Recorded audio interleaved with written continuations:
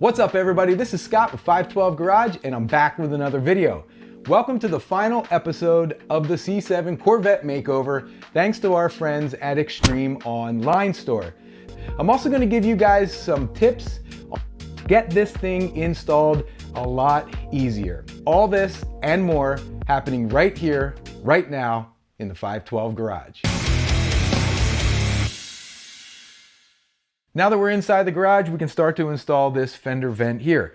Now, even though this isn't a particularly difficult job to do, it can be challenging to get your arm inside of this fender so that you can remove the stock vent and install this new one. Now, a lift is not necessary for this job, but since we have access to a lift, I thought it was a good idea to put the car up, remove the wheel, so we can get some really good camera shots for all of you. Now, if you don't have access to a lift, you can do this with the car on the ground, but I would recommend turning the front wheel so that you can gain access to the inside of the fender. Now you can see I already got started removing this fender extension here so that we can remove the 3 T10 Torx head screws and start working that old one out of the car. So the first step in installing that fender vent is to remove either the rock guard or the factory trim panel you have on your car, and they all get removed basically the same way. There's one 7mm screw underneath, and then these clips here pop right out from the fender. Now sometimes you need to give it a firm whack in order to get it out of the car, but they all do get removed the same way. Now you notice here I have the full length fender extension that goes all the way around the wheel well, and so I can't fully remove this, but I do need to get it out of the way so I can gain access to those screws. Now, if you have a standard rock guard, just like this one here, or the factory trim panel, again, all you'll need to do is remove that 7mm screw from under the car and then pop it out. Now, since I can't fully remove my rock guard, I am gonna use some blue painter's tape so that I can make sure I don't scratch the fender of this car. Even though I have the whole front half of this car expelled, I still don't wanna risk scratching any of the paint as I'm moving my arm inside of that fender. Now we can gain access to the 3 T10 screws that hold the inner fender liner into place. So I'm going to carefully pull back the fender liner, and I'm going to sneak my 8mm wrench back behind here, and we'll start with the middle one. Now I can feel it with my finger. I'm going to put the open end of the wrench on the nut itself and give it a turn right there. And then I can get it loose enough to where I can then use my fingers and hand loosen the nut like that. Got it. And this is what the nut looks like. And there are 3 of them. So now we've got the middle one out, there's one at the top, and there's one down at the base. And you'll just repeat that exercise, sneak your 8mm in. Sometimes it's easier to use the open end, sometimes it's easier to use the closed end, the box end. After you have all 3 off, you'll notice that it's loose, but it's not coming out because there are several clips on the inside here holding it into place. So the next step is you're going to want to pop this out towards the mirror. Okay, so that's what we're going to do here. We're going to grab a hold and we're going to pop it out towards the mirror. And you really got to pull, and it really sounds like something is breaking, but it's not. And you'll see there are 5 clips here that hold this into place. With the fender vent out of the way, you can finally see why it was so challenging to reach some of those nuts, especially the one here in the middle. You have some cable running through here, and then also the one up top was probably the tightest one to get to.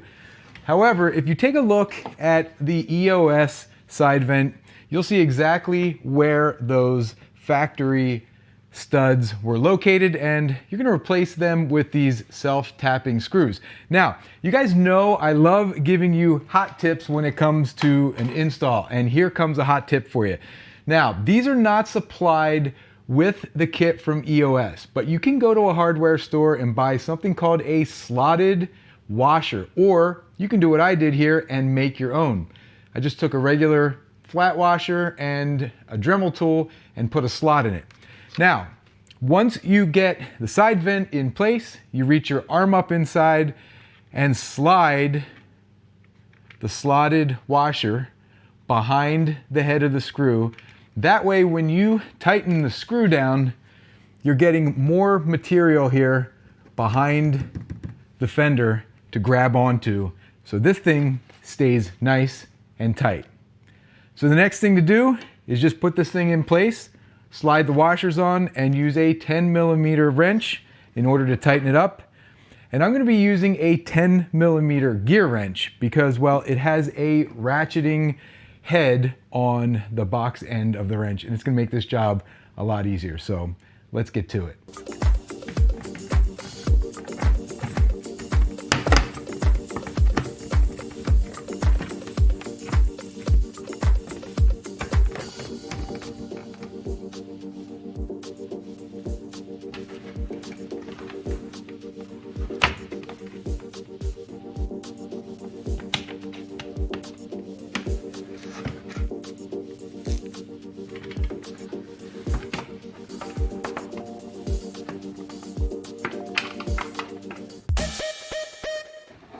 All right, well, we're finished tightening up all 3 of those screws, and as you can see, this thing is in place.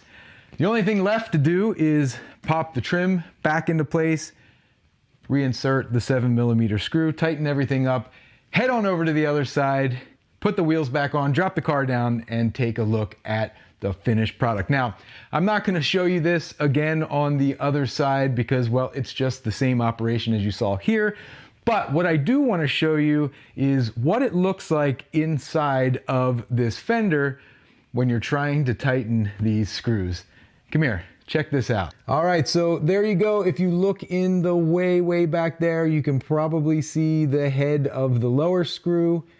You might be able to see the middle screw, and you definitely can't see the top screw from this view, but that's all the room you have to work in there. So like I said, make sure you find somebody with their smaller arms, or make sure your arms aren't too big because you're gonna have some problems reaching back in there.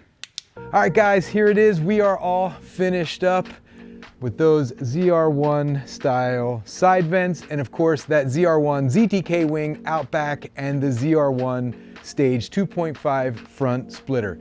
Now let's take a look around the car and check them out. So there is that ZR1 stage 2.5 front splitter, and of course the side vents we just installed today. And then let's go around the back and check out that ZR1 ZTK wing on the back of the Grand Sport. Now, if you guys haven't checked out that video or the video with the front splitter, I'm gonna link it down in the description so you can check that out for yourselves. And again, here are those side vents. And of course, that front splitter. Time to wrap up the video. I'll see you inside.